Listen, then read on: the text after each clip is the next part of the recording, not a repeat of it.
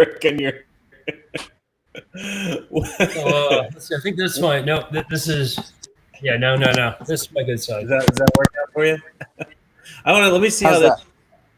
Oh, there we go. Oh, I like that. I like this look. Bam. That's good. You using you're using a cell phone to broadcast your stream? Yeah, because the Max Close the door to my bathroom here. I need to put up like something behind me. No, Dude. because the Max microphone always makes it sound like someone's squeezing my nuts. So I got you. This looks good. This looks you look great. You look great. I gotta say, as clearly the prettiest man of the squad. Let me see if I can zoom in. Hold on.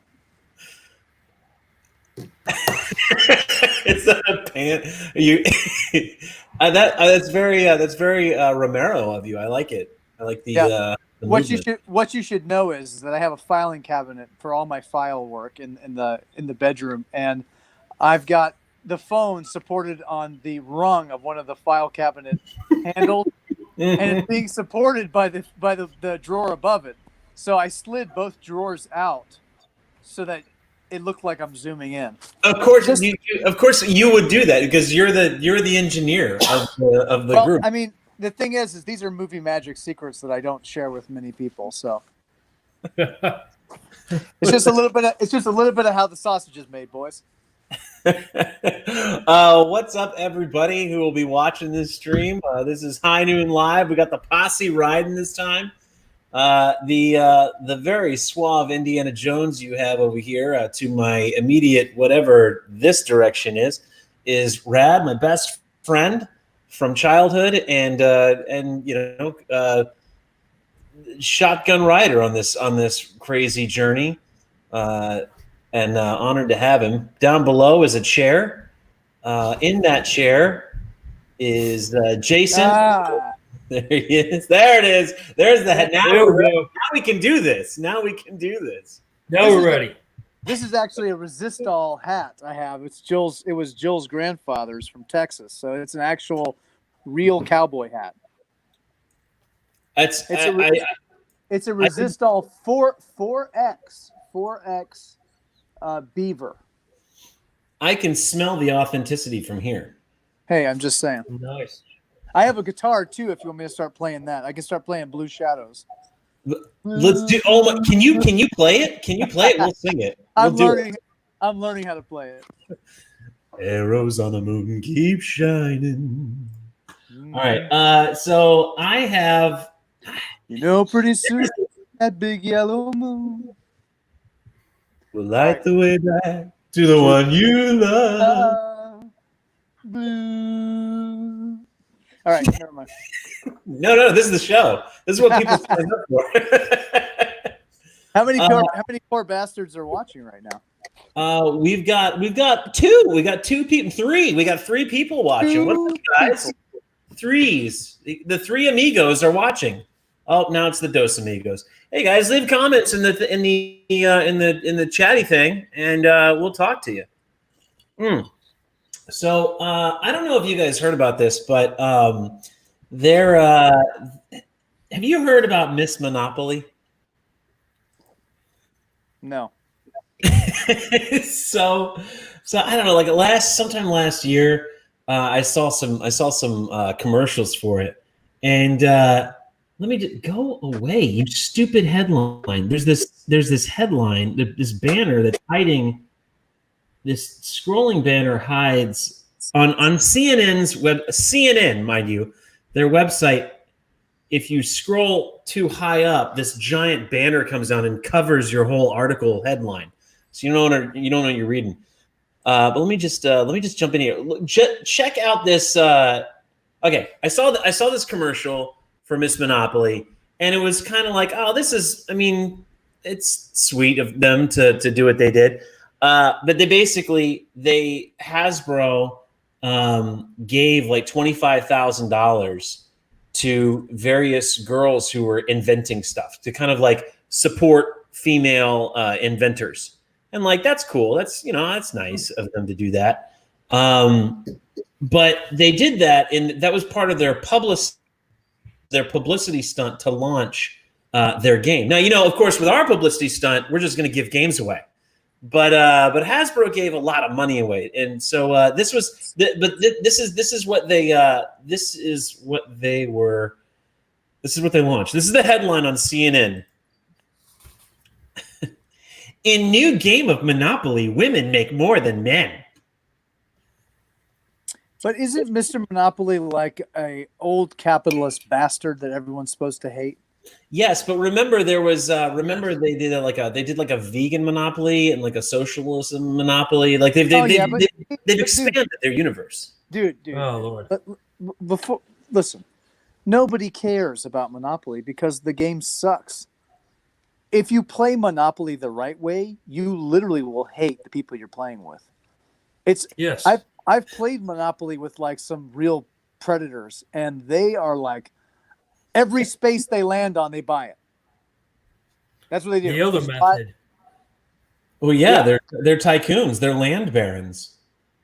That's how you landed on the utility. You owe me $400. What? Well, yeah. See, there's a little known rule here that says that if you have 4 hotels and you don't have any mortgages on them, then everybody who lands there owes you.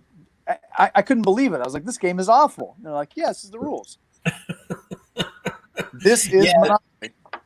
And there's actually, I was reading this article where there was somebody that's saying that like the strategy for Monopoly is actually to not build hotels. Right. Like we all rush to build hotels, but if you don't build the hotel, there's actually the rule is that you have to have a certain amount of houses to then upgrade to the hotel. But the 4 houses. 4 houses, is that what it is? Yeah. And the thing is the rule is in Monopoly that I guess nobody pays attention. I didn't pay attention to it, but the rule is like you don't get to add more houses. Like the amount of houses that are in the box that comes with Monopoly is the amount of houses you got to work with. So if you buy up all the houses, but you don't upgrade to the hotels, then you've basically gate-kept everybody else from buying houses or upgrading their territory, which just further ensures that you will be the most hated. It ensures that people will hate you. Well, the goal of Monopoly is to get a monopoly on everything. Get a monopoly on land, get a monopoly on houses. As long as you're, the biggest pain. The only reason to update to a hotel is if you can get a monopoly on hotels. The biggest pain in the ass is the guy that buys one of every color and then sells it to you for, I'll buy St. James Place. It's $160. No, I want 1,000. What? Yeah. That's just what I want. That's what I want. I've never been a fan of Monopoly, but for whatever reason, it is one of the most popular games in board gaming time. And I mean, we all played it. Come on, we all played it as kids. It arguably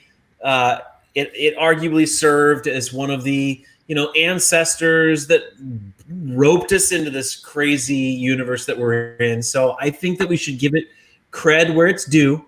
But this article, and there's actually an end story to this. But one of America's most recognizable board games is getting an upgrade. Now, mind you, this is September 10th of last year, so it's been some time since they were all so excited about this game. They're getting an upgrade. Hasbro is debuting a new game celebrating women's empowerment, Miss Monopoly, marking the first time in Monopoly history when a new mascot will be featured on the cover of the game. So there she is, all happy, all go lucky. The twist in Miss Monopoly, female players will get more money. Unlike the classic game, women will collect 240 Monopoly bucks when they pass go, while male players will only collect the usual 200. The idea is to create a game where women make more than men. The first game to do so, according to Hasbro. I'm sorry, like I feel like this is just belittling women. This is.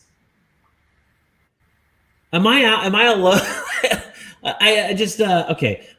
It's a quote unquote. It's a fun new take on the game that creates a world where women have an advantage, often enjoyed by men. The company said in a statement. But don't worry, if men play their cards right, they can make more money too. The thing about it is that the guys that make more money, there's dudes that don't make money in companies as well. Those are guys who are concerned with work-life balance and that kind of thing. But for every 5 of those guys, there's one super high stepper, hard charger that is, serially single, doesn't date, doesn't really care to date, super focused on his career. And he has a shitty life. He has a very shitty life. He has a bunch of jet skis. Hey, thanks, Brad. Hey, man, you know what you were doing. You don't get to be Alpha Genius and have all the... Nah, man, you got to choose one. It's like a role-playing game, maybe you get a little more dexterity, but you're going to suffer on the strength. It's just... So I chose data scientist in the game of life. There it is. Yeah. Well, I mean, that's what I'm saying. You're the guy that, while the other dude who got plumber is going, oh, what do I do? The CIA's coming to you trying to figure out how to model, which resources are the most vulnerable in a vulnerable nation state. True. I do get to do some fun work. Did you? So that's not the only difference, though. Instead of buying property, players will invest in inventions created by women, things like Wi-Fi and chocolate chip cookies. That's interesting. I didn't realize that. I guess it doesn't surprise me, but chocolate chip. Thank you, ladies, for chocolate chip cookies, the greatest of all cookies. The Toll House. It was a mistake. But no worries. Mainstays such as jail, luxury taxes, and chance cards are still included for those who don't pay their child support. The announcement of this monopoly comes a few weeks after the company received criticism for monopoly socialism, a tongue-in-cheek game that sparked debate for its flippant handling of socialism. Hasbro also debuted Monopoly for Millennials in 2018, poking fun at stereotypical millennial trends such as avocado toast and veganism. I want that one. So this is women's empowerment, where they must get preferential treatment in order to win. I don't know. I've always felt like it's more empowering to be given a negative handicap, like the great what was the movie with Cuba Gooding Jr. where he's a diver. Men of Honor. What is it? Men of Honor? Is that what it is? It's called Men of Honor. Yes. He's a diver, and it's one thing already where the deck is stacked against him because he's in the time where there's racism and whatever. But then he gets it. He fights all that, and then right after that, he gets his leg chopped off, and then he has to do it all over again. And he in that final scene where he's walking with that fake leg, loaded down with all that equipment in the middle of the courthouse, because the person who doesn't want Cuba Gooding Jr. to have the career is like, you have to do this, and even at that point they're like, why though? Like, that doesn't make any sense why he would have to do that in the courtroom. And Cuba Gooding Jr. is like, I'll do it, and they do it. And that whole every step, I just started bawling my eyes out because it's one of the most empowering scenes in cinema that I've seen. And there's a lot. I mean, I'm sure there's something more, but that's the one that comes to mind. I just wish more people would watch Conan. That's true. Because seriously, I mean, okay. Now I'm going to get a lot of shit for this because people are going to be like, "Oh, yeah, of course he'd reference Nietzsche." But this hang on. Let me maximize this. Here we go. Now we see you bigger. I need you to have you to be the biggest you can be to throw out this offensiveness. Go.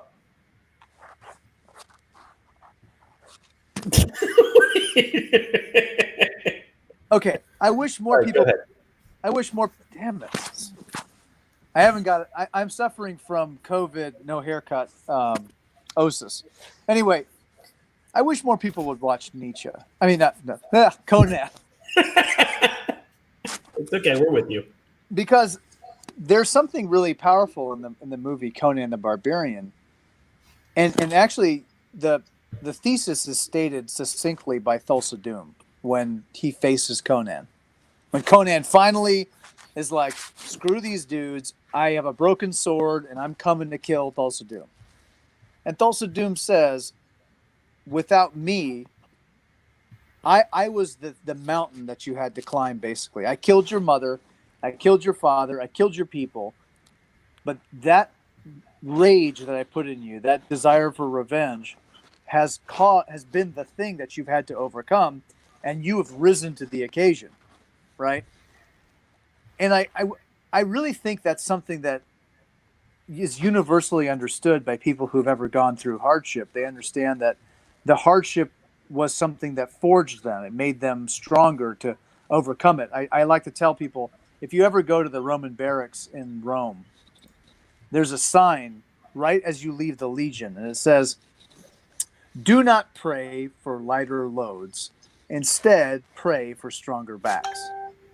And I think that's what one of the things, like, aside from the poking fun at the beta soy, people who want to make everybody, who virtue signal everybody while they in fact are the true misogynists and racist.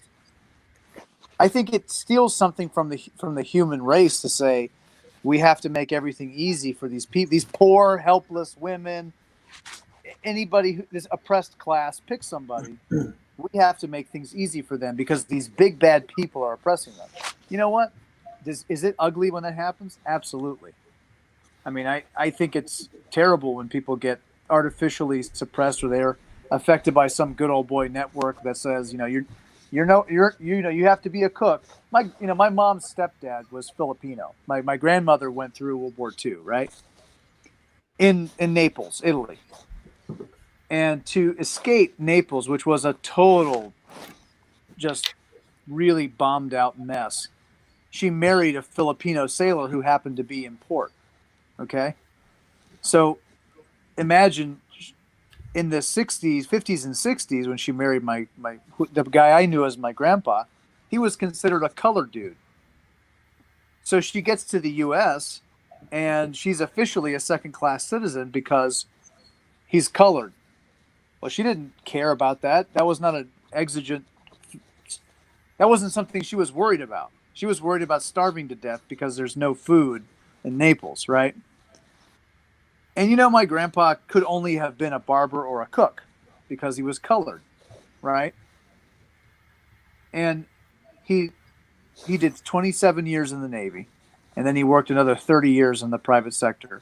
And he fought the Japanese in the Philippines as a guerrilla fighter. He actually met some of the dudes that founded Special Forces, the United States Army Special Forces, who MacArthur left to build an insurgency. He had these huge scars on his arms where the Japanese killed his entire guerrilla squad and threw him on a fire because he was playing dead. I never heard that guy complain. I never heard him say things aren't fair. He just showed up, kept working, took crap, moved on, and he forged himself a life. And I think that's what is so sad, that when you try to say, like, oh well, look at all this oppression. Yeah, okay, did it happen? Sure. Was he a second-class citizen even after serving his country for 27 years? Yeah. Was he treated differently? Was he barred from certain jobs? I mean, in Men of Valor, they call him Cookie. The reason they call him Cookie is because colored dudes could only be cooks or barbers. Right?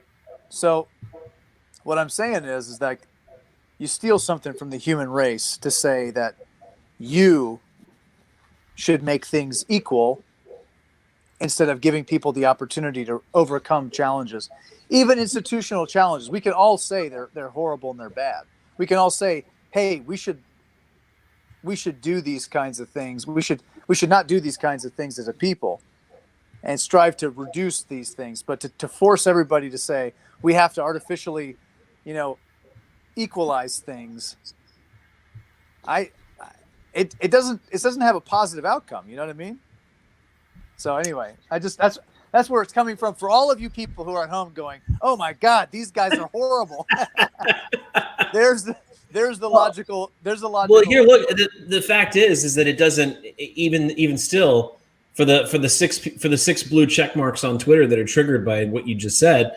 It doesn't matter. This doesn't the equality of outcome versus equality of opportunity doesn't even translate in the marketplace.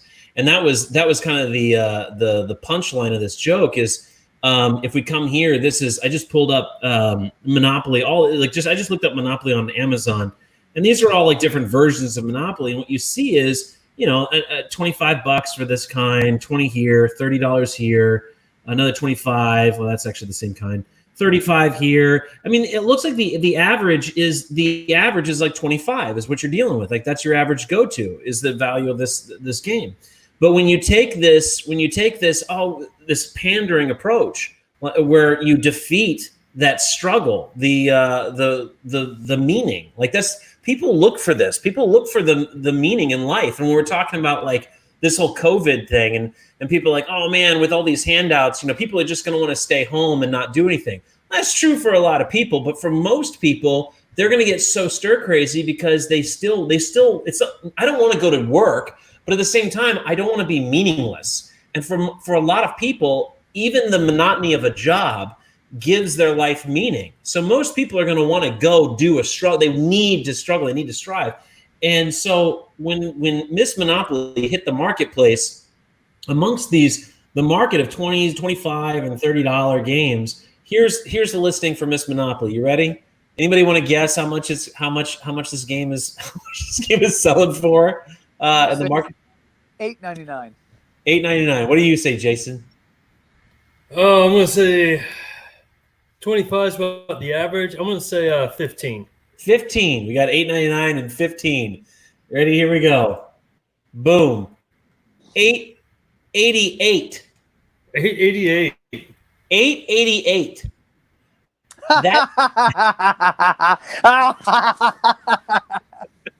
And look, Red, you and I have worked in Amazon. This is $8.88 Amazon Prime. That means like 450, 460 is what they're going to clear on every unit. That's most, because Amazon's going to take their 15%. Plus, the game, I've seen pictures of the game, and it's a nice size, but yeah, it'd probably be like $3 or $4. Somebody's liquidating their inventory here. That's what that is. They're not making. This is a tax. What you're seeing is a tax write-off here. This is yeah. I'll take the loss. I'll take the hit so I don't pay the taxes. And this is kind of the thing is, like, I get it for a lot of people who are like, well, you need to. You need to be aware. You need to be sensitive. You need to speak to this thing. No, we don't. This. I'm not going to sell an $8.88 game. I'm just not. Yeah, I think there's another thing to it too. Is that I think it comes from a noble place, but I think it comes from a place where people don't really, they don't really think about. It's really a call to be a decent person, and you cannot legislate decency.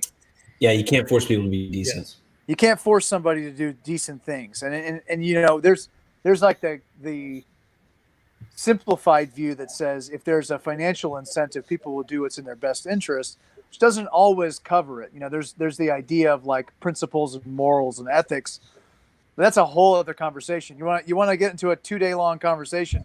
Have a conversation with a philosopher or a philosophy major about ethics and the moral underpinnings of, objective truth and objective right and wrong. It's too complicated of a subject to simplify it into, well, yeah, we got to make it even for everybody because historically these people have been oppressed. Look, yes, and there are. We went through this a while back when with some of our previous team. About the color of the Native Americans. They were like, oh, some people, it was like 3, some people are upset because the Native Americans aren't dark enough. And we were like, okay, well, so, Dwight had obviously had some subject matter to go over. It wasn't like we just, imagined what these guys looked like. We had some good source material, and it was pretty close. And I could not get over the irony of and we had plenty of Native American actual first people say it's totally cool. We got no problem with it. Yeah. But it was the social justice people who were all exactly the same. They were not in that demographic whatsoever, saying, you've made these guys too light. You need to make them darker. They're not dark enough to be Native Americans. I was like, what's dark enough to be Native Americans? You know. So anyway, yeah, all this stuff. You know, listen, I want to make a fun board game. I liked playing Cowboys and Indians when I was a kid. I used to have a friend. I used to go to his house. His name was John Goldsmith. And he's watching Word Up. John Goldsmith? Yeah, you know John Goldsmith. I know John Goldsmith. Okay, all right. I used to go to John Goldsmith's house, right? And this dude loved Bonanza and Gene, and what's the guy's name? Gene Autry. All the old school Cowboys, right? Like Roy Rogers, all those guys. Yeah. We used to watch a John Wayne movie, and when we woke up, and then about 11 o'clock on Saturday, Bonanza would come on, and we'd watch Bonanza. Then after, like it was about before lunchtime, it was like 11 o'clock, 12 o'clock. He and I would go he would be like, come on, man, let's go get dressed up. And we would go get dressed up in cowboy outfits. Right? And like the kid nobody liked would come in, and John would be like, I want to play. And John would go, okay, well, you have to be the Indian. Obviously, I'm gonna catch shit for saying that, but what he meant was Native American. My point is that it was just like cops and robbers. You know, we were just having fun. Nobody was bad, nobody was good, but we were just having fun, running around the house with cap guns, killing each other. You know, and the kid had you remember those suction cup arrows that you had? Yeah, yeah. That was what that kid had. And I remember he shot me in the back with one, and John's like, "You're dead. Okay, put the arrow in your arm." And I'm like, "Oh." Yeah. He's like, "Well, pull this arrow out." And he pulls out one of those fake knives. He's like, the arrowhead stuck in your ribs. We got to cut it out. You know, it was fun. We had fun. It's like with laser tag. How are you worried about the xenophobic nature of playing, laser tag against the aliens? Come on, relax, Francis. It's just different ways that these crazy SJWs come in and they just ruin fun. They just ruin hobbies. And there's as you're talking, I'm trying to think in the mindset of somebody who would they have all the time in the world and rather than use that time to enjoy the hobby, they use it to ruin it.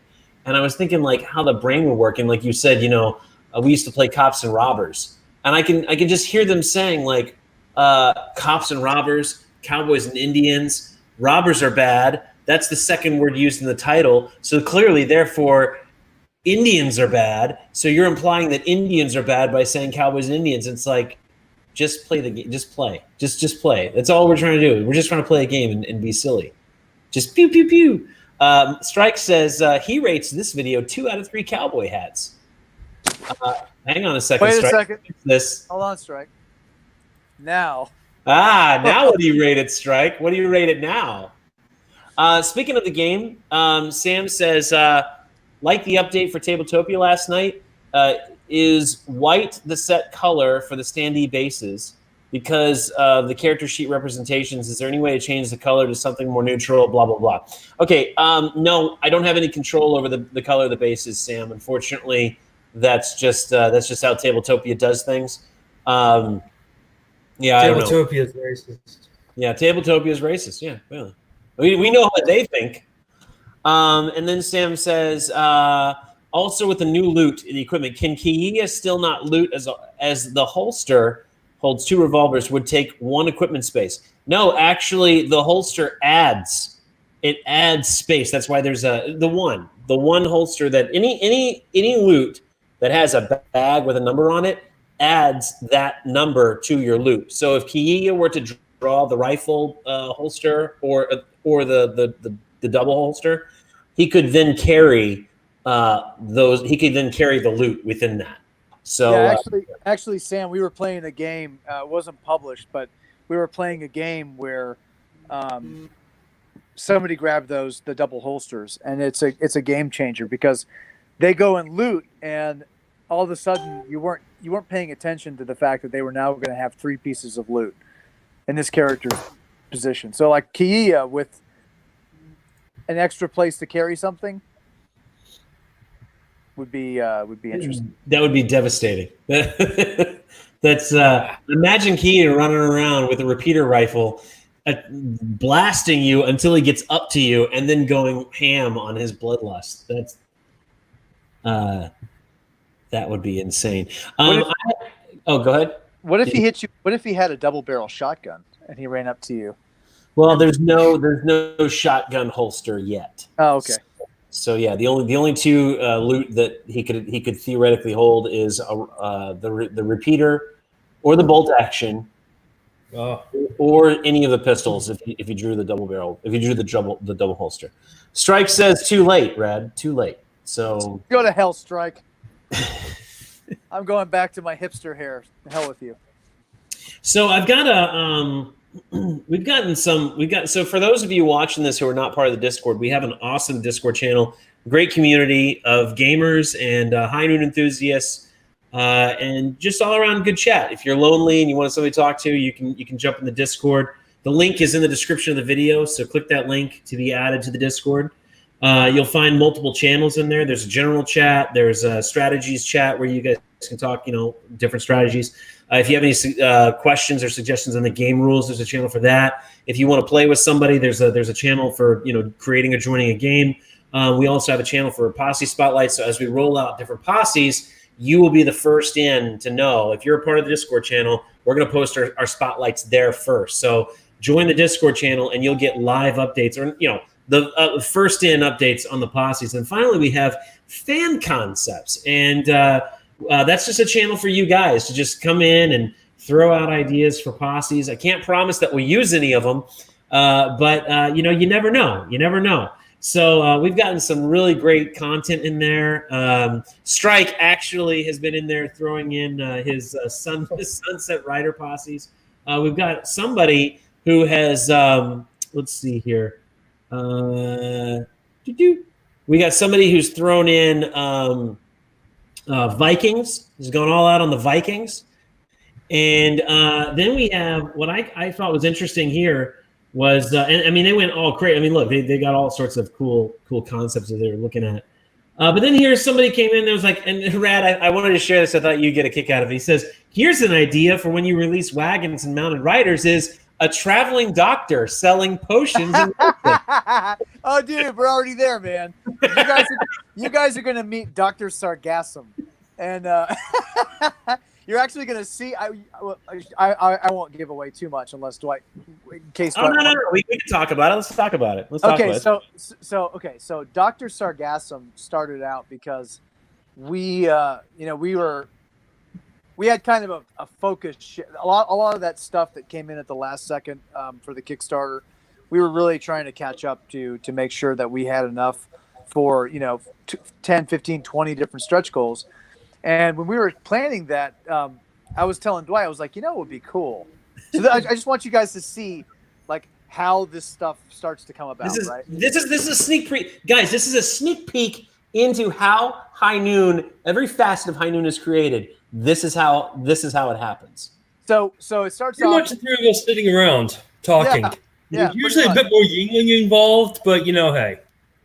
So we're sitting around, and I say to Dwight, I'm like, we need it would be cool if there was a card that, Dwight was like, we need to come up with some really explosive loot, like a cool, unique, world-beating Kickstarter exclusive or Indiegogo exclusive loot card that you could only get, and it really was something that was nothing you've seen before.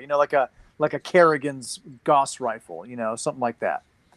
And so we're sitting around talking, and I was like, what we need? We need a card that is basically PCP. Like if you had a character and you were like, what? I am just gonna go berserk. And so we started talking about this.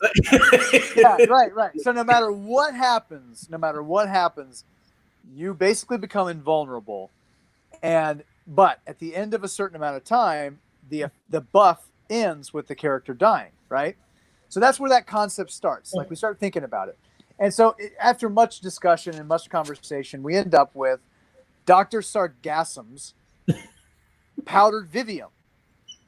And Dr. Sargassum, like as we're talking, like so Dwight's like, okay, well, so who's Dr. Sargassum? I'm like, Like my concept for Dr. Sargassum was like, if you imagine the Wizard of Oz in Kansas, but gacked out on meth or PCP, right? So he's this crazy dude that sells potions and, you know, different tinctures and snake oils. But basically, his whole thing is all of his posse is all his little attendants. And we were going to say they were little people. And those little people were like helping him out on his wagon. They're like his footmen.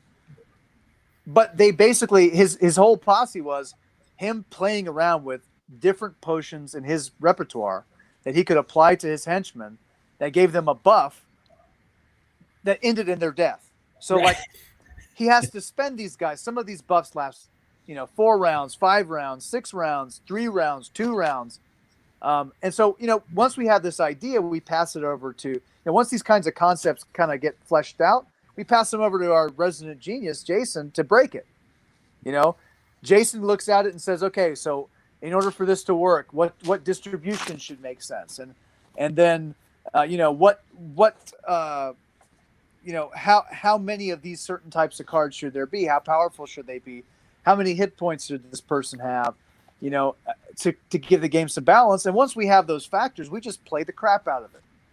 We just play it. We play it against every single posse, single posses, multiple posses, expansion posses, just to see if we can break it, if Jason's math holds up. And so far, his math has been flawless. The balance calculations, the balance calculations, the top cycle calculations. Is it sticky? Did you have fun playing it? We bring in people who are naive to High Noon to play it. And we've gotten people who are in our circle who have played this game, hundreds of times. And we're always looking for new people who've never played the game, so we can see like, okay, well, what did you think? Was it hard? Did you understand this character? I think that's what's really cool about the game is that at this point, we're really talking. One of the things that Dwight and I talked about that didn't really resonate was a point not well made to some of our former team. Is that, the real strength of the game is the posse. It's the gameplay. If you can play the game, great. But the windows and the doors and all the rest of that stuff is cool. What's really cool is getting to know all the different iterations of the card, of the posses. Like, I know all 3 of us have our own favorite posses, because we've played them so much. And I know what's going to happen in certain scenarios because I've almost started to have dialogue with who they are, like there's not a game I've played yet where I haven't started talking like Colonel Rogers.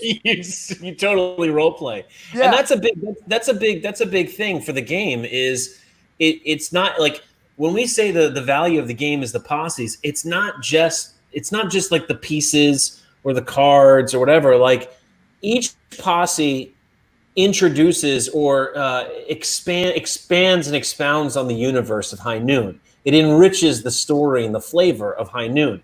So these aren't just characters that are just gimmicks to just go out there and, I wanted a big buff character that takes a lot of hit points. So here's big buff character. No, like there has to be a story. There has to be soul and meat to that character. And so when we're talking about Dr. Sargassum, he has to make sense in the universe. And what we wanted to touch on was, we sell like, there's a card in the core game. It's snake oil, and it heals 3 points. And so for some people, like I played with a bunch of kids, who don't know what snake oil is, and then some adults who don't know what snake oil is. But for those of us who know, the point is how does it do on stains? That's the thing you got to ask yourself. How does it do on stains? It takes them right out. But wait, there's more. There's more. And so it cleans blood out, no problem. So the people who understand what snake oil is, they'll look at it and they'll go, wait a second, this heals 3 points, but it's snake oil. And the whole point was like, yeah, it is. And in the Wild West, you didn't really have any regulations on what was put into the marketplace. And so a lot of stuff made you blind, but some stuff could have worked. And so when we were painting out, once we started fleshing out, like once we got past the gimmick of the PCP, then we were like, who is like Dr. Sargassum? That name, it sticks. I love it. What if he was in the High Noon universe? What if this Dr. Sargassum was actually this character? Like what if we introduced him with these loot cards So he starts to become canonized in the lore of High Noon, and then we roll him out. So by the time he comes into the universe, you're already well enough aware of him. So it stands to reason that, the snake oil may not be his branded snake oil, but it's something that Dr. Sargassum would sell. And then the powdered Vivium that's his brand. There's another brand. There's another thing that is a revival tonic. That's going to be Dr. Sargassum's revival tonic. And, it cures death. Like, it brings your people back to life. It's like, does it really though? But does it, and so like so I've got the powdered Vivium, here's the card. And what you see, or when you read closely on it, what you'll see is it's expertly crafted cocoa with ancient Peruvian techniques. Live like a god, delicious taste and smell. And so the whole point is like it sells more than it is. And so how does it work? Well, the character takes no damage, and they may use as many of their assigned cards as free action. So these guys can somebody can just unload for 3 rounds, and then they die. And so this introduced kind of the philosophy of Dr. Sargassum is that some of his stuff works, and some of his stuff does not work at all. And but all of it ends in death. Right. And so that was so for those of you, so we fleshed out this character. Now these people had a really cool idea for their medicine man, and I wanted to kind of tackle 2 things with this topic, which was one, we love the energy. Here's our medicine guy. Dr. Sargassum is our guy. He's fully, by the time we introduce him, you will have known all of the tonics you'll be well versed in his products to know when he comes in, you're gonna be like, oh God, Dr. Sargassum. But having said that, this is the point of the Fan Concepts channel, is somewhere down the road, we're gonna release a tool that's gonna allow you to create your own characters, your own posses. And this is a point that I want Rad to hammer home, because he said it to me in many conversations, but it's our philosophy as game creators that we want you to play this with us, to enjoy this universe with us. Rad, I'll pass it off to you for that point if you want to take it. Yeah, I mean that was the thing. Look, I said this in a chat. I think Henry, I think that's the guy's name, had made a comment, and he was like, "Oh, what's going on? What happened? I saw the Kickstarter campaign was canceled and blah blah blah." And the big thing about it is that, yeah, are we interested in creating this universe and everything else that goes along with it, and the hopefully fame and fortune that comes along with it? Sure, but that's not really what we're about. What we're really about is we like playing games, and we want to play with you guys. And if you like the game, we want to play with you. We don't really care about being this big spit and polish, corporate douchebag, like, oh yes, well, let me get with my director of community outreach. Like, dude, come on. It's going to be me or Dwight or Jason, or like 4 or 5 other people that work behind the scenes, for the company. We want to maintain that down home feel, because this is who we are. We're not Come On Games, and no, I'm not taking any digs at Come On. Those guys are awesome. Their games are cool, but it's not who we are. It's not what we are. It's just not what we are. And what we really want to do is, we don't want to market. We want to play with you guys. If an idea, like look at and I think we're pretty consistent. We looked at the Kickstarter. We looked at the notes. A lot of people were like, yeah, it's cool, but come on, 370, what was it, $279 after shipping? I'll just wait till it comes out retail. And then we had a discussion about it. We were like, well, shit, man, those are the people we want to play with. If we're not attracted to those guys, what are we doing wrong? Who are we trying to be? And we discussed all the things about, like, well, what if we look stupid? Yeah, you know what? If we look stupid, we're being ourselves. That's who we are. So we really want to play with you guys, and we want you guys to participate in this world with us, because, I'll give you a good example. Okay, I hate new Star Wars. I hate it. What? Yeah, I hate new Star Wars with my whole body, including my pee-pee. And let me tell you why. Okay. Old Star Wars was junky. It was a flashbulb tube that was a lightsaber. And it had like rotoscoping instead of, there was no CGI back then, but they had like cheesy rotoscoping where you could see the square of the TIE fighter as it moved, you know. It looked cheesy, but you know what it did have? It felt real. It felt like real people. Nobody had to tell me that Han and Chewie were friends. I could just tell. Yeah. Nobody had to tell me that Han and Leia kind of had a thing. I could just tell. I could see it. I made my own. You didn't need any exposition for that? No, and I didn't need any. I didn't need any. What I'm trying to say is that went farther for me in selling me in the world. The authenticity of the emotions in the characters sold me on the world much more than billions of dollars of George Lucas's CGI, horrible close shot, prequels, and these new movies. I will say, and Dwight will disagree with me, but The Rise of Skywalker was actually pretty good. I hate new Star Wars, but that was actually pretty good. But what I'm saying is that when I look at it, so I said all that to say this. Then Star Wars is over. It's the early 90s. Dwight and I are in school. And I remember the Shadows of the Empire era. And it was all fans.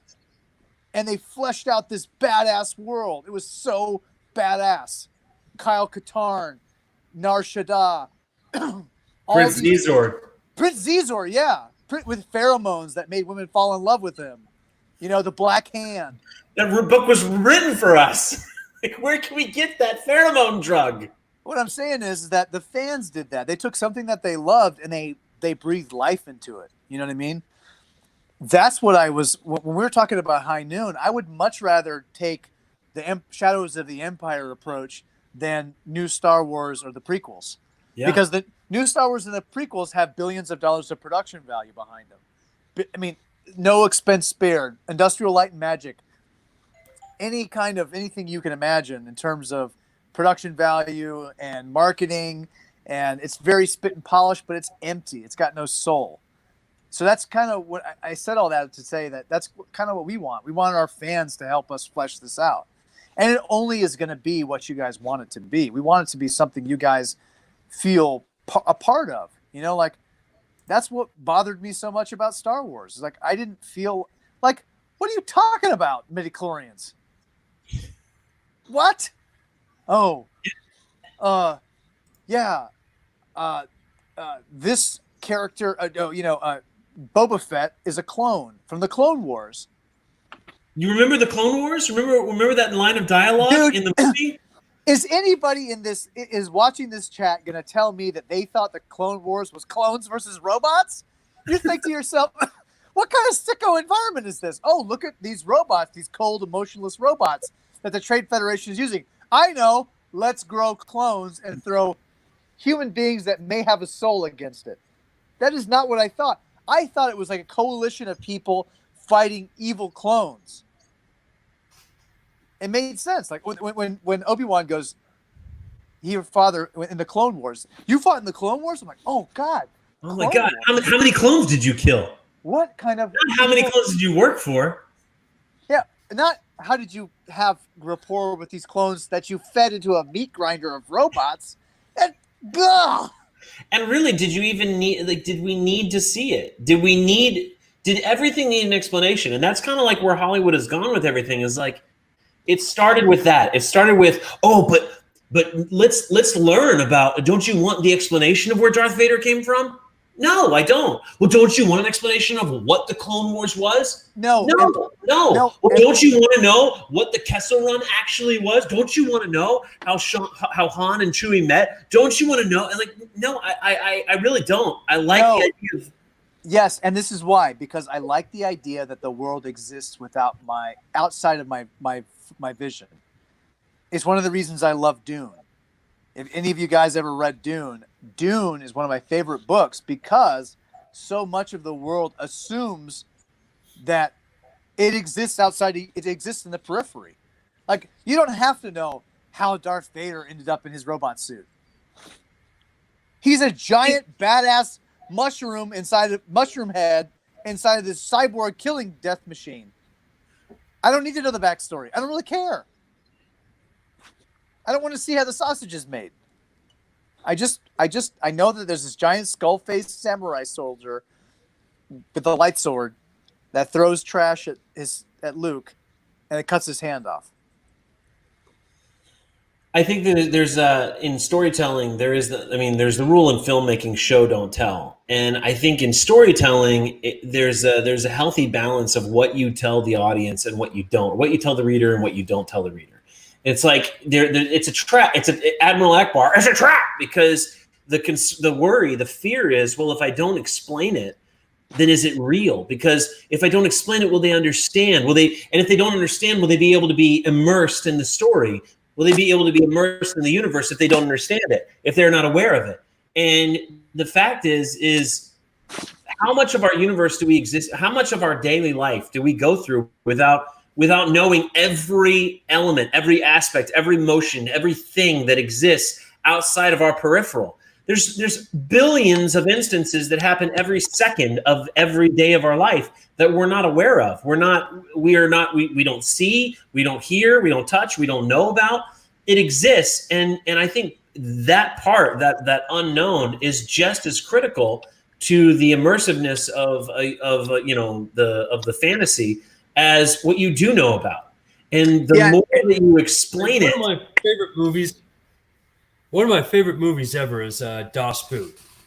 And of course, that movie was filmed inside of a warehouse, and the director basically locked everybody up in the warehouse for months on end. So that like anxiety and angst you get in the characters where they're at each other's throats because they're so sick of being around each other, that was all real. And I tell you, after spending 3 months working out of my really tiny one-bedroom apartment, I have a lot of empathy for what those actors went through. I would literally little desk. If my children fell into a alligator nest for not listening after being home with them for 3 months and homeschooling them, my first thought would not be, "Oh my God!" It would be, "Told you." That may seem harsh, but the thing about it is that what it does, and this is like my opinion, right? It's like my opinion, man. But the thing about it is that mystery is what gives magic to the movie. I don't want to know how you actually build a flux capacitor, because I hope that it's something that's more mysterious and something that can be quantified in the confines of a 2-hour movie. I don't want some guy to give me some 2-bit explanation, be like, and that's how a flux capacitor is made. So right. These platinum, I want the mystery to help me suspend disbelief. I just watched. Just show me the light up why, and I'll take it from there. Exactly. Shield your eyes from flash. Like, do not look at flux capacitor. Like, oh, cool, whatever. I don't know what that means, but okay. I watched The Neverending Story, right? The Kafka-esque mind bender called The Neverending Story recently with my kids, because my middle child is a child of the 80s. He loves everything about the 80s, right? Which is great for me because I love the 80s. It was amazing. I miss him. But I'm watching The Neverending Story. I'm like, my God, this is depressing. But then all of a sudden I realized, like, I'm seeing it with an adult's eyes. Like, I'm trying to understand, like, justify everything. When I was a kid, I was like, oh, snap, Sphinx booby lasers. And the next thing I'm seeing is, oh, snap, kill Gamork. Oh, snap, he's in a swamp with a turtle. Ha! It doesn't make any sense. It looks like a bad dream as an adult. But when you suspend your disbelief, all of a sudden it's an awesome movie. You're like, wow, it's speaking to me on a level I can't intellectually rationalize. And that's what I like about good cinema. Is like, it doesn't have to make perfect sense. I don't want it to be explained. I'm not, I know all the accountants out there are like, but I don't understand how he got there. He was only gone for 15 minutes, and that was a 5-minute drive, at 35 miles an hour. He had to be going, you know what I'm saying? Just relax, Francis. This is what I mean. This is what I'll be there. What's that, It's Jason? the Wolf. It's a 30-minute drive. I'll be there in 10 minutes. It's what I love about. It's what I love about Free Jack. I mean, that's one of the reasons why I love Free Jack so much. Is like there's so much of that movie that just is so ridiculous. It requires it. Like it is with every scene. It's telling you stop thinking about this. Just go with it. Just go. Just ride this wave of craziness. And there's a way about that. Like there's and that's another trap is like some people just get lazy. Some people just take that and be like, well, I'll just write this stupid script. It's like, no, you either have to commit to this bit. It has to be consistent with itself. Right. It doesn't have to make sense to you, but it has to be consistent with itself. That's exactly. It has to make sense to it. Right. It has to play by its own rules. Let's jump into some comments here. Sam says, okay, I first interpreted it as the holster counts as a piece of loot, but what you're saying is it counts as a passive item. Example, Colonel Rogers could hold a bolt action, coffee beans, rifle holster, and repeater. Yes, the rifle holster adds. It does not count against any holster that has anything that has a satchel on it. Does not count against your satchel. So if Kiyiya were to have a holster, it would add that unit to them. It would not. You're not subtracting one from that number. No, you're adding that number. This is funny. What's that? We're having inside. This is hilarious. We're having inside the actor's studio in here, and Sam's just trying to ask questions. He's just trying to figure out this what damn loop works. But you see, if you go through if you follow us down our rabbit hole, we will feed you carrots. See how this works? We actually do feed you the carrot. You just got to travel a little bit to get it. Mr. Strike says punt gun. So Strike showed me the punt gun, and I want to totally have a posse that has the punt gun. And in order to use it, you have to have one character one square away from the other character, so that way they can rest the punt gun on top of their shoulder, and that's basically the only way that you can use it. We'll work on that mechanic, but yes, it's going to happen, Strike. The punt gun will exist. Sam says, and last night you mentioned that a dead character would need to have an item on them to be revived. Yes, they have to have, because you have to show that the character's on the board. And the way to show a character's on the board is that they have loot on them and you put a chip down. So unfortunately, the only characters that can be revived are characters that have loot on their person. Strike says powered toast, liquid waffles, and sugar frosted milk.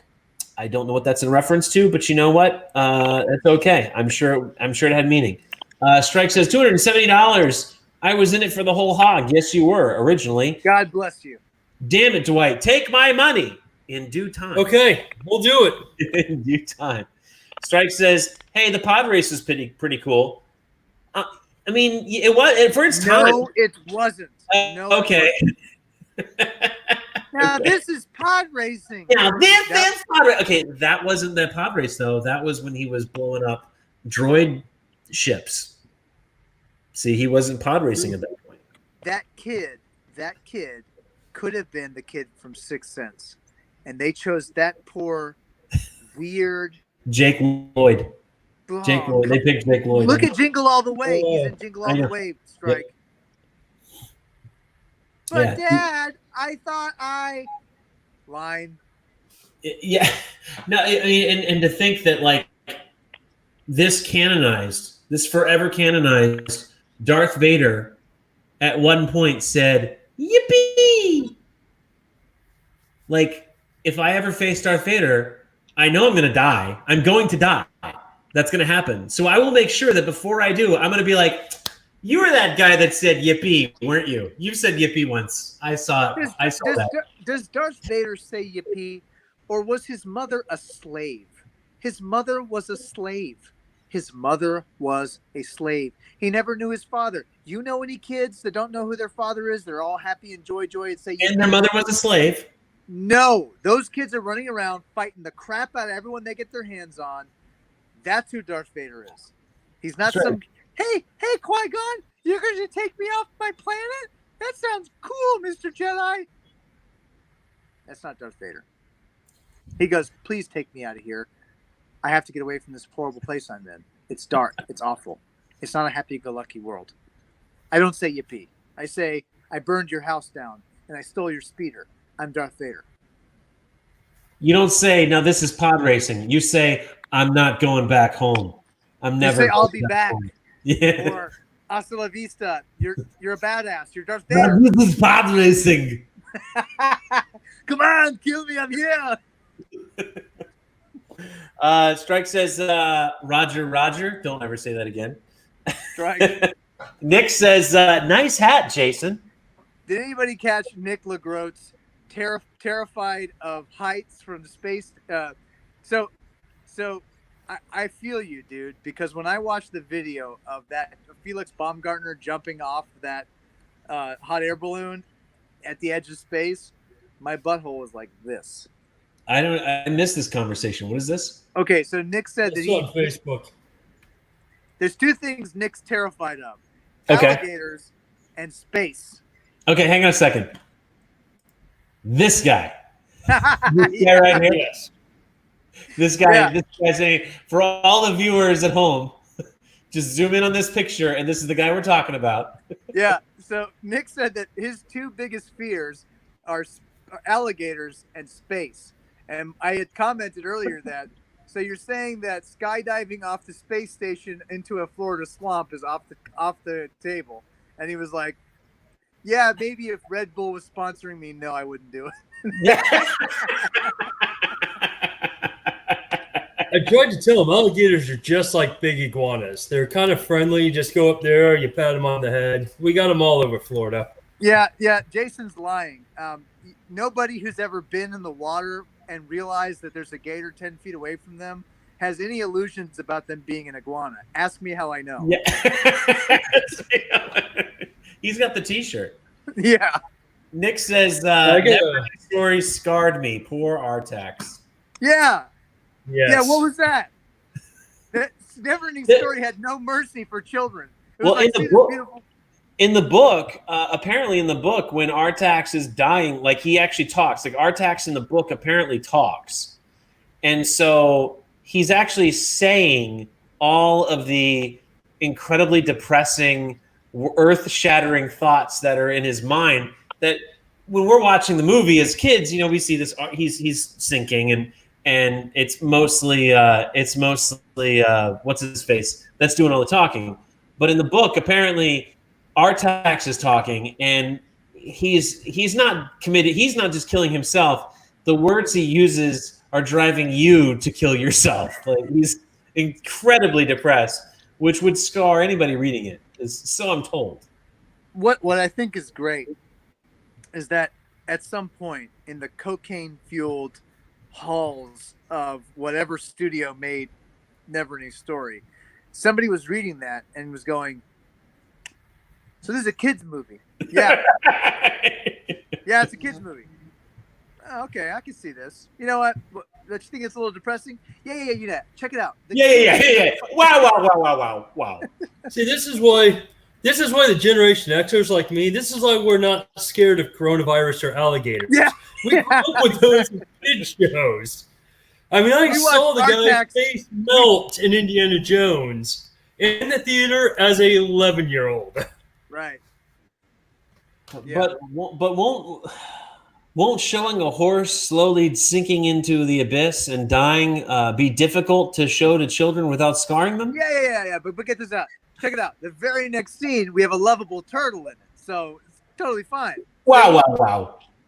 See, that's what we learned. It's like after coronavirus, we get a lovable turtle. Yeah. See, then Atreyu asks the turtle how many licks it takes to get to the center of a Tootsie Roll Pop. See, it's pretty cool.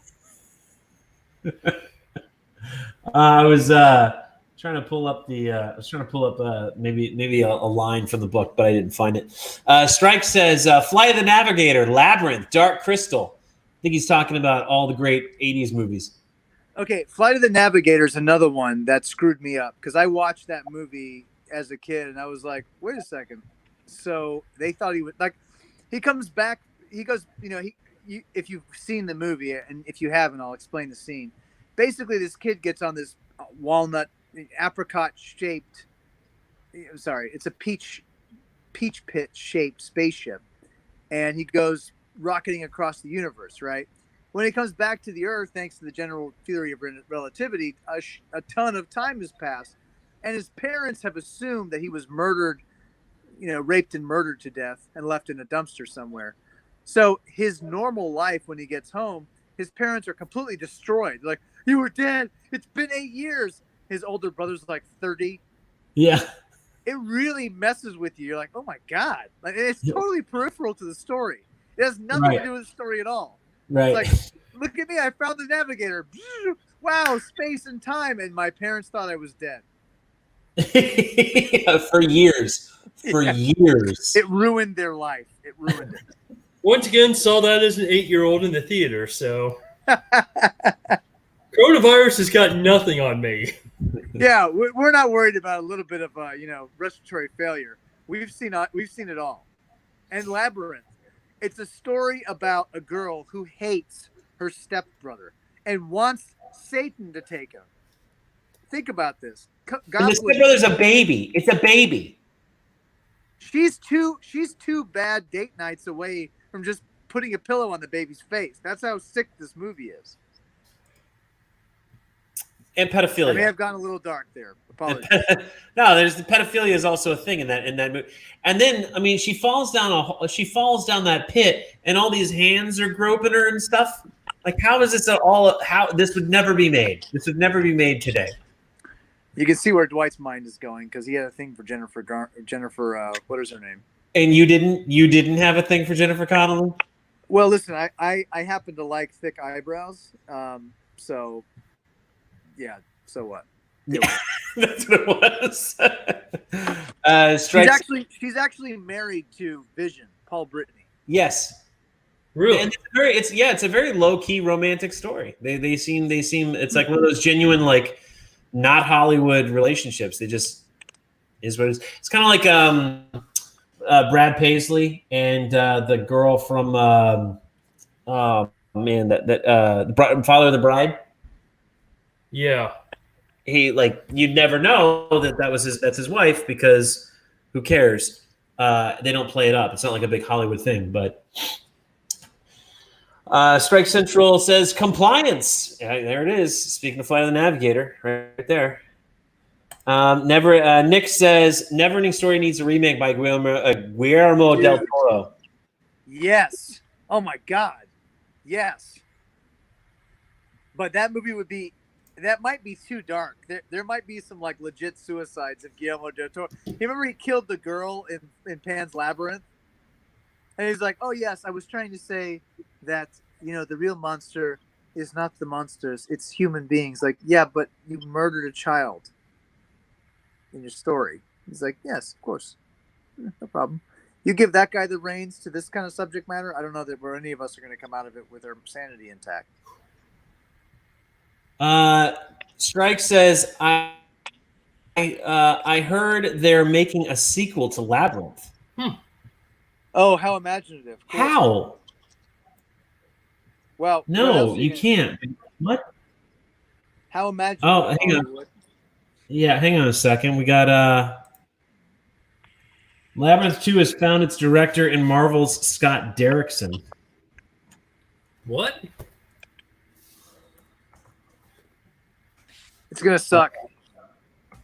Yes. Let's see. Well, no, he did. He wrote Doctor Strange. He was Doctor Strange. That was probably one of the best. Yeah, that was really good. That was really good. It's probably the best one of all the new Marvels. Yeah. It could work. I mean, I just finger hands. That's what I like about it. But, and that dude has done acid before because that whole movie was like acid. Powdered Vivian. 1986. Okay, Labyrinth was considered a flop. Blah blah blah. Okay, they don't know when it's going to be released, but Doctor Strange's director is attached. Oh, well, there was, I guess, a different person, Fide Alvarez, Fede I don't know, the girl in the spider's web who departed the project in March. Oh man, he was going to do the Multiverse of Madness. Then that's one that I want to see because apparently the approach that they're taking with it is it's going to be Marvel's first horror movie. And I like the idea. I like the idea of really not crossing genres, but just going head first into them. Okay. So let me tell you a story. When I was a kid, all right, I had my mom's cousin I go over to their house, my great aunt's house, and she goes, "Hey, my son wanted me to give you some things, right?" So I go to his old bedroom, and the entire floor of the bedroom is covered in milk cartons, like those milk crates, and it's nothing but comic books, like at least 500 different comic books in wrapping, starting from like 1967 all the way through like the 80s, right? And in there was like 3 milk cartons with graphic novels, and it was all Doctor Strange. And I read every comic book that he had. It was like at least 30 or 40 issues plus 3 graphic novels of nothing but Doctor Strange. And truth be told, it's way darker, like the Dormammu and the hoary hosts of Horvath. It's way darker than like Marvel, happy-go-lucky social justice Marvel. It's like he astral projects into people's souls and like kills them in the astral form, and then they die in real life. He goes and finds people who are possessed by demons. He can see them. Whoa. Was that me? Sorry about that. Yeah, maybe. So no, he astral projects into somebody's belly or something? Yeah.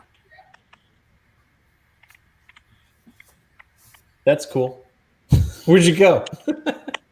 So it looks like when the project, so it looks like it's going to be a spin-off, and the Jim Henson Company is producing it. So all right, so this could very well be like a Dark Crystal Netflix, like how they did the Dark Crystal in the Netflix.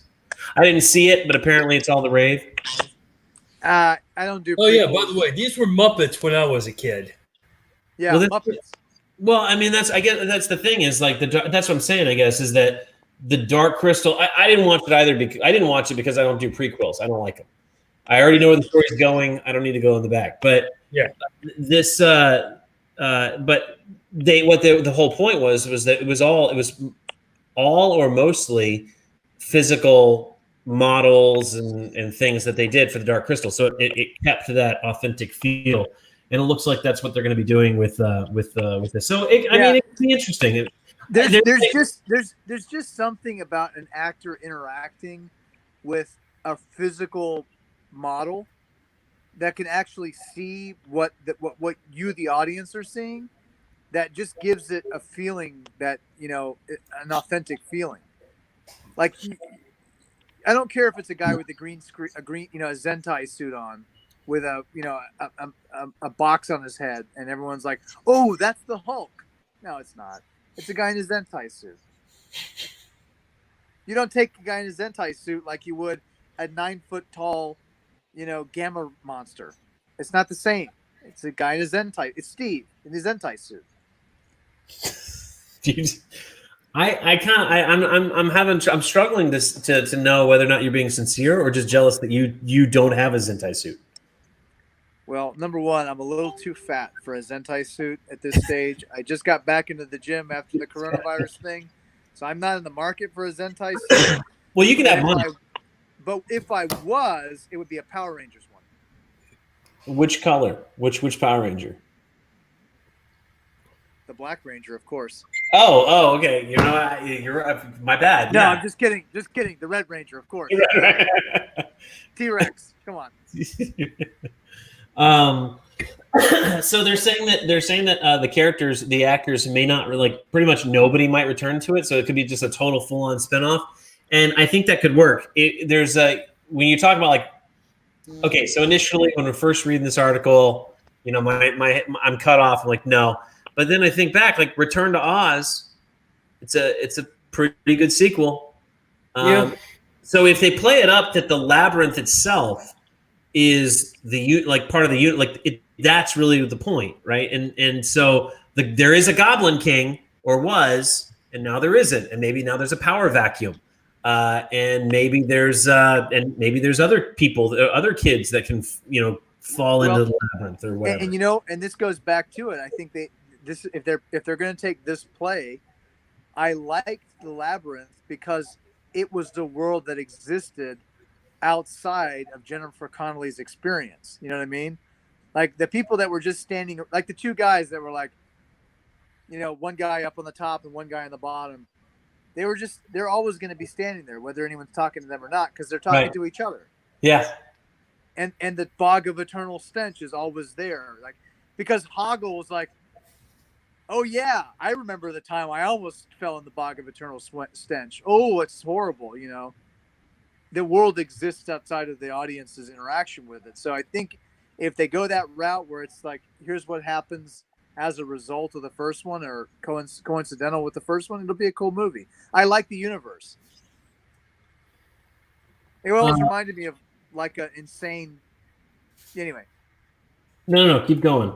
It was like an insane Alice in Wonderland. What's Oh, that's what it is. Nick says, by the way, you pronounced my last name correctly, Rad. Rad has always had a gift for that. He's always had a gift for languages. Languages, and also offending people. That's his other. Yeah, I actually have a secret power. You guys will find this out. I will say I have like the bad version of you want to call it empathy, empath, or ESP. Most people with ESP can pick up on people's feelings, and it becomes an asset for them. Well, for me, what happens is randomly in a conversation, I'll think a situation, a completely tangential comment will come into my head, and I'll say it, and it'll just so happen to be something that's deeply offensive to somebody who's within earshot. So what ends up happening is that I'll say something that's completely irrelevant to the conversation that will, but very relevant to them. Yes, will profoundly insult somebody. Your beautiful wife is in the background. Say hi, everybody. Yes, she is.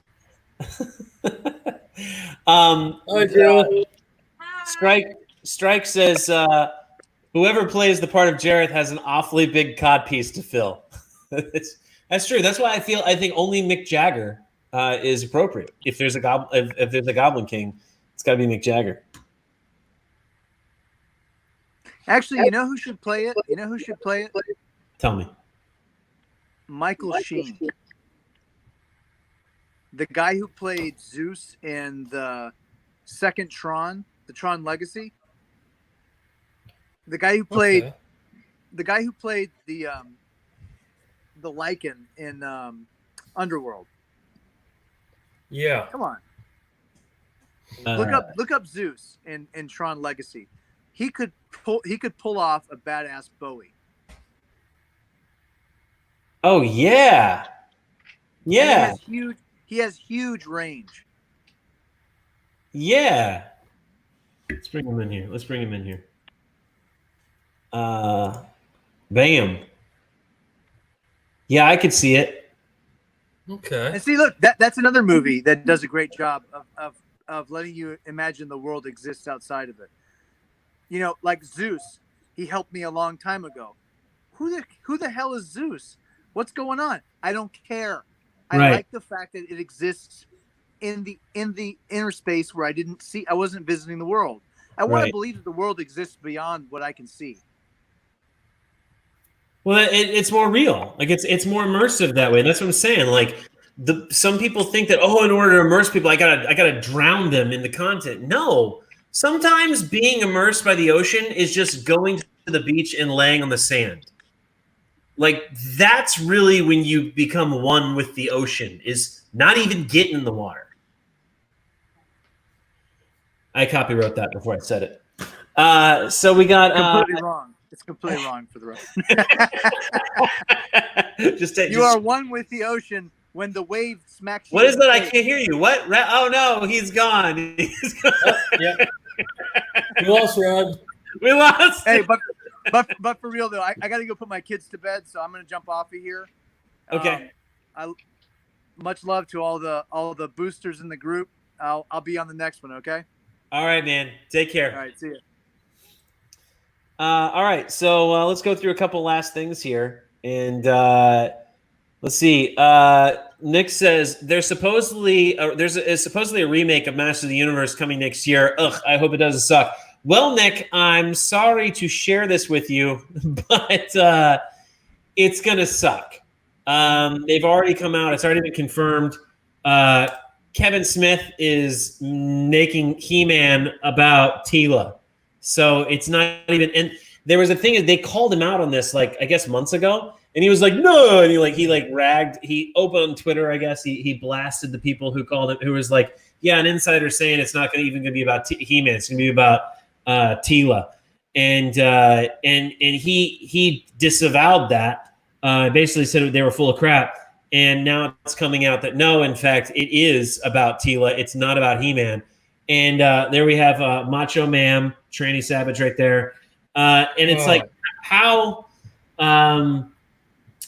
it's reported. And so anyway, so it's basically come out that that's what it is. And this is the thing. Like it can't suck worse than the original. Never mind. Now I will take Dolph Lundgren over this at this point. Yes. Can I just be honest? I've never liked Kevin Smith. I've always felt he was a hack. I remember when I was in the film business, and a friend of mine at the time was like, "Oh, you got to check out Clerks. It's groundbreaking. It's revolutionary." And I mean, this was a long time ago when I saw it. So there weren't a lot of indie movies out at the time that were successful. And so I was like, okay, yeah, I'll check it out. And I watched it. And I don't understand the appeal. Like the dialogue is garbage. It's very much forced. All of the acting is overacting. The main character is not relatable at all. He looks like a troll that lives under a bridge, and it seems like it's just an excuse to have Kevin Smith and his buddy, show up from time to time, and Kevin Smith not say anything. And it's shot in all black and white. It wasn't even artistic. It's just he was broke. He had a bad idea. He couldn't get anybody to invest in it. So he took credit cards and did what he could. It's just I've never liked Kevin Smith ever. He has two decent movies. Clerks was good. Loved Dogma, and that's about it. Everything else is pretty average. Yeah. I sort of enjoyed Dogma, but I felt like it was I loved it for its potential. I loved it for its possibilities, but I did not like it in its execution. I don't think Kevin Smith is a competent director. And I was a producer for a time. That's where I got my start. So that doesn't qualify me. I'm just like, I've been inundated with a lot of Kevin Smith garbage, and I've dealt with this cult, and I just don't see it. He seemed like a very down to earth kind of guy, but I don't know. He's I don't know. Then he's just become a shill. He's become a shill for Hollywood. When he saw the Star Wars, he cried. Like he cried to was it The Last Jedi? He's a shill. He sucks. Strike says everyone thought the Sonic movie was going to suck, and that turned out great. Well, yeah, but remember that it actually was going to suck. Like they thought it was going to suck because it legitimately was going to suck. The studio had made the movie in a certain way. Sonic looked nothing like Sonic. He looked like a horror show. And beyond that, nobody wanted to see it. Like they're like, "Oh, we got Jim Carrey in this." It's like nobody cares. We're going to see it for Sonic. And Sonic doesn't look like Sonic. He looks weird. He looks crazy. Yeah. And so what happened was the audience cried out, and the studio did something unheard of. Never, ever in the history of ever has a studio done what they did. They took the movie and they went back and they re-edited every single frame for frame, every shot with Sonic in it. They retooled Sonic, and then they reanimated him for every shot. It cost like an additional like $20 million to do that. No studio had ever done that before. So they retooled it to look like, and remember, they weren't even going to do it until the one fan guy made an image. Like he took the original Sonic picture and he edited it in Photoshop to make it look like Sonic. And he was basically saying like, look guys, it's not like this is impossible. Like, it's not like it can't be done. I don't get paid the studio money that you guys got paid. I'm not getting paid millions of dollars that you're getting paid. And I was able to do this. If I can do it, you can do it. Get your head out of your ass. And with enough fans behind them, they were like, okay, yeah, we'll change it. We'll fix it. And they did. And actually there was a huge outcry from the people like these SJWs who were calling these fans incels, were ragging on them for, living in their mom's basement because they play video games and they like Sonic. And so they were all telling, these are the same people that cheered, the Ghostbusters movie, the Ghostbusters remake with the chicks. And it's like, these aren't people that are going to watch your movie. Like, none of these people pay to watch movies.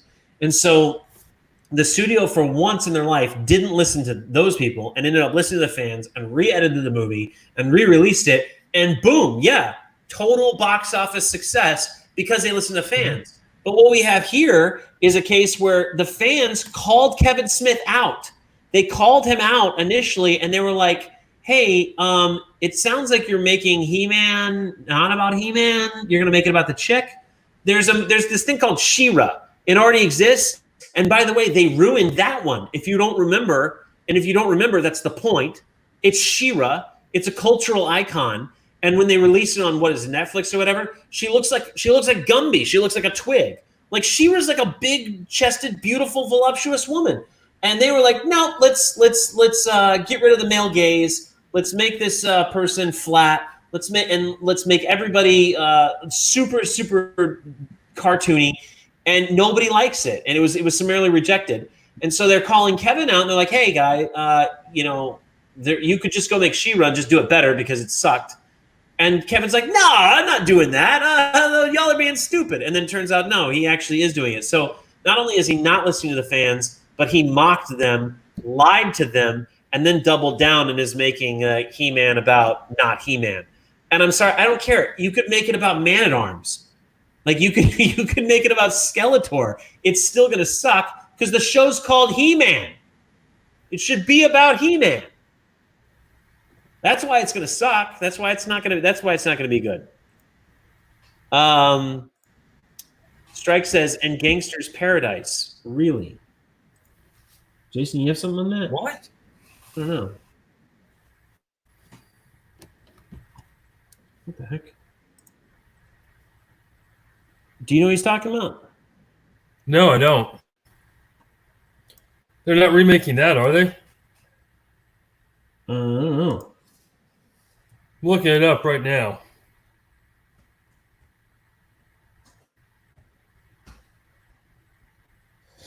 Did you?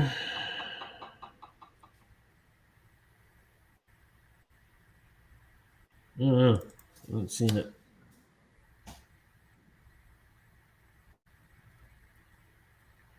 I don't even know. I'll be honest. I don't know what Gangsters. Oh, No, that's a song.